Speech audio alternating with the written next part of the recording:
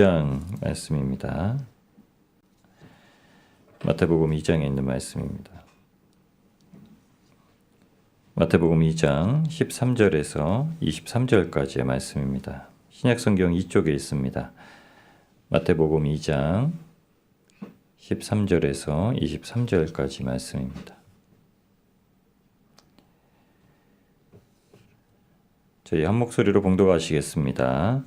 그들이 떠난 후에 주의 사자가 요셉에게 현몽하여 이르되 헤롯이 아기를 찾아 죽이려 하니 일어나 아기와 그의 어머니를 데리고 애굽으로 피하여 내가 네게 이르기까지 거기 있으라 하시니 요셉이 일어나서 밤에 아기와 그의 어머니를 데리고 애굽으로 떠나가 헤롯이 죽기까지 거기 있었으니 이는 주께서 선지자를 통하여 말씀하신 바 애굽으로부터 내 아들을 불렀다 함을 이루려 하심이라. 이에 헤롯이 박사들에게 속은 줄 알고 심히 노하여 사람을 보내어 베들레헴과 그 모든 지경 안에 있는 사내 아이를 박사들에게 자세히 알아본 그때를 기준하여 2살부터 그 아래로 다 죽이니 이에 선지자 예레미야를 통하여 말씀하신 바 라마에서 슬퍼하며 크게 통곡하는 소리가 들리니 라헬이 그 자식을 위하여 애곡하는 것이라.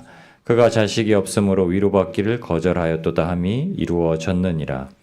헤롯이 죽은 후에 주의 사자가 애굽에서 요셉에게 현몽하여 이르되 일어나 아기와 그의 어머니를 데리고 이스라엘 땅으로 가라.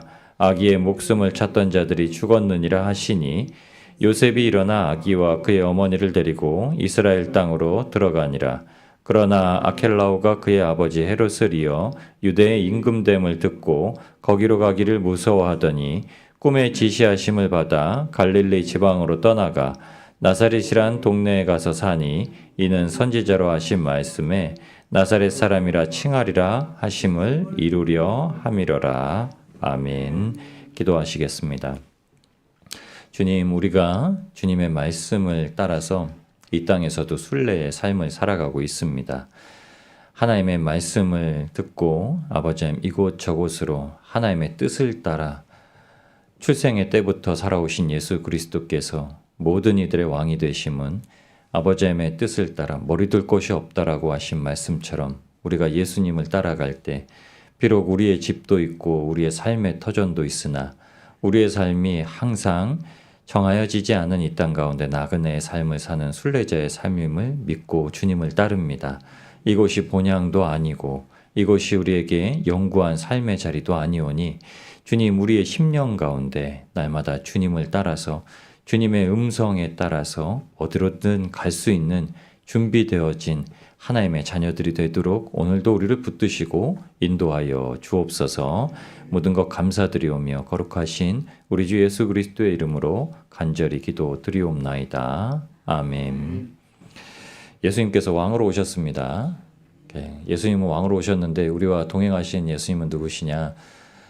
이곳에 정처두지 않으신 주님, 이곳에 머리둘 곳 없다고 하신 주님. 여우도 굴이 있고 새도 둥지가 있는데 인자는 이곳에 머리둘 곳이 없다. 이곳에 육신으로 안식할 아무런 장소가 없다라고 예수님께서 하신 말씀을 예수님께서 나심부터 인도함 받으셨습니다. 우리에게 오신 왕은 순례자의 왕이십니다.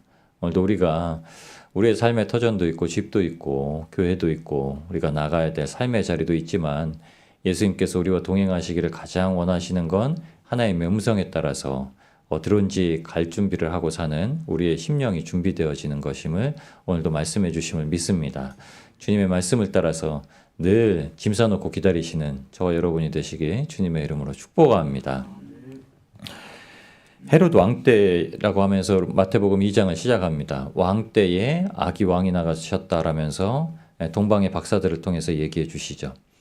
근데 더 중요한 사실은 예수님이 처음에 나심도 베들레헴에 가서 나셨습니다. 원래는 베들레헴에 살지 않으셨죠. 그러니까는 유대 예루살렘 지방에서 사셨습니다. 그 당시에는 갈릴리 지방, 갈릴리 호수가 있는 마지막에는 요한복음 20장, 21장에는 이제 디베랴 호수라고 불려지는 그 호수가 있는데 그건 위쪽 지방입니다. 그러니까 갈릴리 지방이라 부르고 밑에는 유대 지방이라 부르고 우리나라 도가 나누어진 것처럼 이렇게 그곳을 다스리는 사람들이 따로따로 있었습니다. 그런데 이제 예루살렘에서 살던 분이 갑자기 이제 호적을 한다고 로마 총독의 명을 받아서 베들레헴 지방으로 올라옵니다. 그래서 그곳에서 호적을 하고 그리고 나서는 이제 그곳 사람을 이제 헤로드 왕이 어린 아이들을 죽이려 하니까 다시 주의 사자의 지시하심을 받아 명하심을 받아서 애굽으로 이동을 합니다. 그러니까 애굽에서 다시 들어오시죠. 마치 예수님 한 분을 통하여서 출애굽의 역사를 아주 짧게 이루시는 것처럼 그렇게 합니다. 그리고 들어오셔가지고 고향 땅으로 돌아가야 되는데 그 유대 땅에 또 아직 그 아들이 헤롯의 아들 아켈라오가 왕위를 이어받았다는 거라서 혹시나 몰라서 요셉은 두려워하는 마음으로 이제 거기를 가기를 꺼려합니다. 그러니까 다시 하나님께서 그러지 말고 그러면 갈릴리 호수 옆에 나사렛으로 가 살아라 이 말을 주십니다. 그러니까 지금 삶이 어떻죠? 예수 그리스도를 지금 계속 하나님께서 옮겨 다니고 계시죠. 옮겨 다니고 계시는데 성경은 이렇게 얘기합니다. 주의 말씀을 성취하시려고. 라마에서 통곡하는 소리가 있는데 라헬이 자녀가 없으므로 위로받기를 거절하였도다. 이 말은 무엇이냐면 라헬은 아이가 없었죠. 이스라엘이 불리는 야곱이 결혼을 할 때 라헬을 아내 삼아서 결혼을 하죠. 근데 삼촌 라반이 첫째 딸 된 레아를 이제 아내로 먼저 줍니다. 근데 레아는 시력이 약한 자, 그때는 눈이 약한 자, 눈매가 못생겼다라고도 얘기도 하고 아니면 정말 시력이 안 좋았던 그 당시에는 매력이 떨어지는 사람이라고 이제 표현을 합니다. 근데 레아에게 하나님은 은혜를 베푸시죠. 그래 레아는 아들을 6이나 낳았죠. 근데 라헬은 오히려 사랑했던 여자는 또 아이가 없습니다. 하나님께서 잉태해 주실 때에야 잉태를 해서 아들을 낳게 됩니다. 요셉을 낳게 되죠. 그런데 그 전에 이 라마에서 곡하는 소리가 있다라는 성경의 말씀은 다 내 자식이 죽어서 마치 애굽에서 모든 장자가 죽어서 지금 통곡하는 소리가 있는데 라헬만 자녀가 없으니까 위로받을 게 없는 거예요. 이 성경 말씀은 이겁니다. 라헬은 자녀가 없어서 난 슬프지 않아 이 말이에요. 다른 이들이 다 슬픈데 나만 슬프지 않아 이 말입니다. 이 말이 무슨 말이냐면 선지자 17절 18절 말씀이죠. 예수 그리스도께서 옮겨져서 지금 요셉과 마리아만 이 슬픔과 통곡하는 가운데서 하나님이 건지셨다는 말씀이세요. 우리는 이 아이들이 예수님 때문에 희생당했다는 것에 초점이 가서 참 이때도 고생을 당했다 이렇게 생각하지만요. 하나님의 초점은 예수 그리스도세요. 그리고 예수 그리스도께서 계신 곳에만 유일한 위로가 있다라는 걸 알려주세요. 그래서 예수 그리스도께서 오히려 요셉이 아기 예수와 아기의 어머니 마리아를 데리고 피신하였다 이렇게 하지만은 거꾸로입니다. 예수님을 통하여서 요셉과 마리아가 계속 위로받는 사건을 보여주시는 거예요. 제자들이 예수님을 따르기를 원했습니다. 사람들이 와서 예수님을 따르기를 원했어요.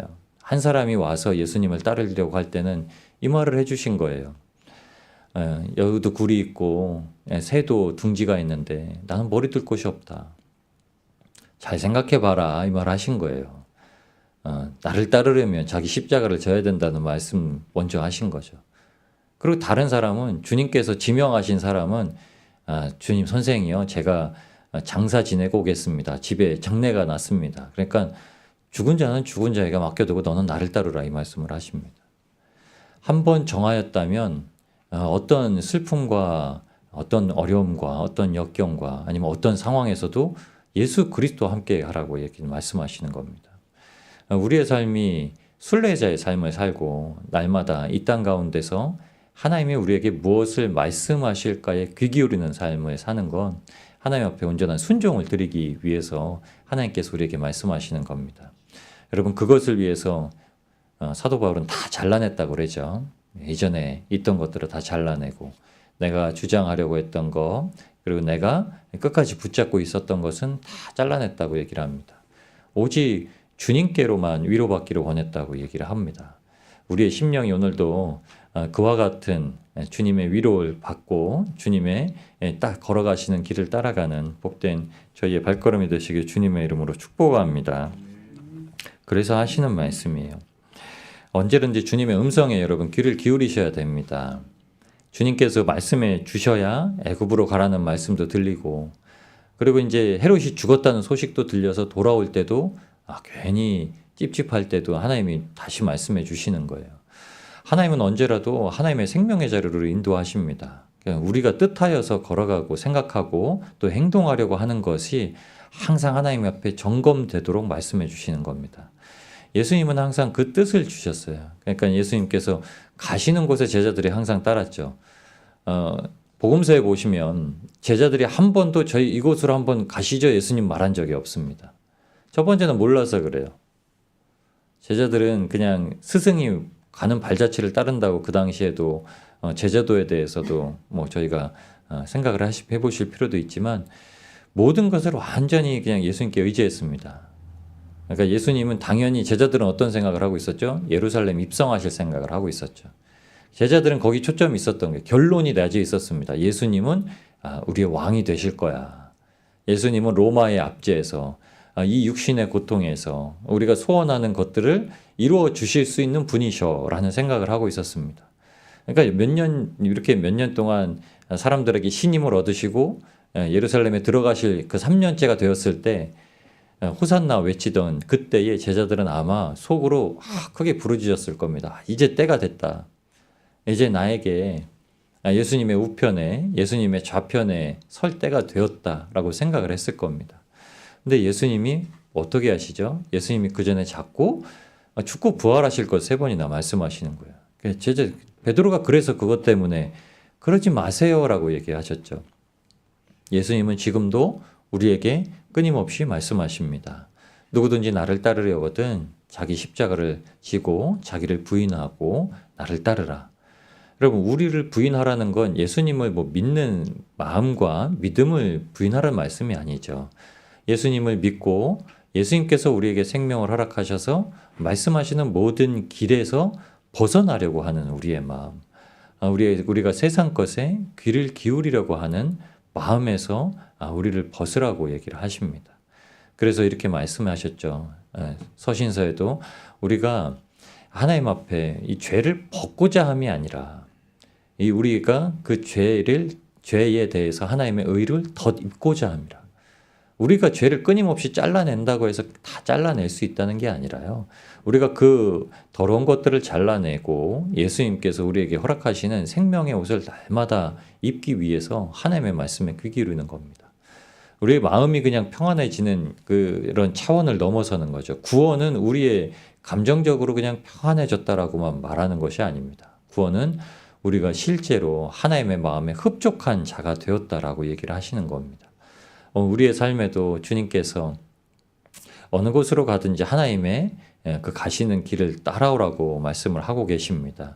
설령 우리에게 말씀하신다면 우리도 베들레헴으로, 아니면 우리도 애굽으로, 아니면 우리도 다시 우리가 있는 자리로 돌아오기를 두려워할 때도 그때에도 하나님은 갈릴리로 가서 머물게 하십니다.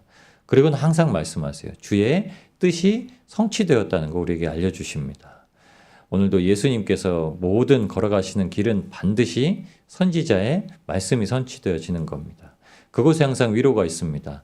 다 위로를 받지 못하던, 이미 자녀가 죽었으니 어떤 위로를 받을 수 있겠습니까?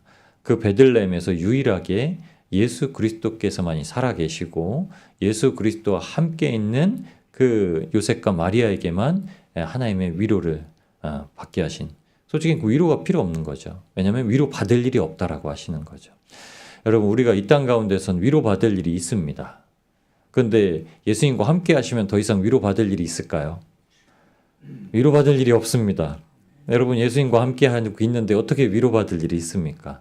이미 그 안에서 기쁨이 충만하고 그 안에서 사랑이 충만하고 그 안에서 만족함이 넘치는데 무슨 위로를 받겠습니까?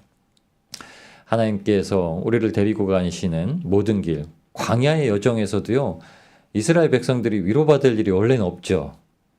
만나를 주셨고 반석을 쳐서 물을 내셨고 대적을 쫓으셨고 불기둥과 구름기둥으로 어떻게 가야 될지, 어디로 가야 될지 다 알려주셨기 때문에 여러분, 위로받을 일이 필요 없었습니다. 그런데 위로받을 일은 주님을 멀어져서 슬픔이 쌓일 때, 주님을 멀어져서 어려운 일이 쌓일 때, 그때 위로를 받는 거예요.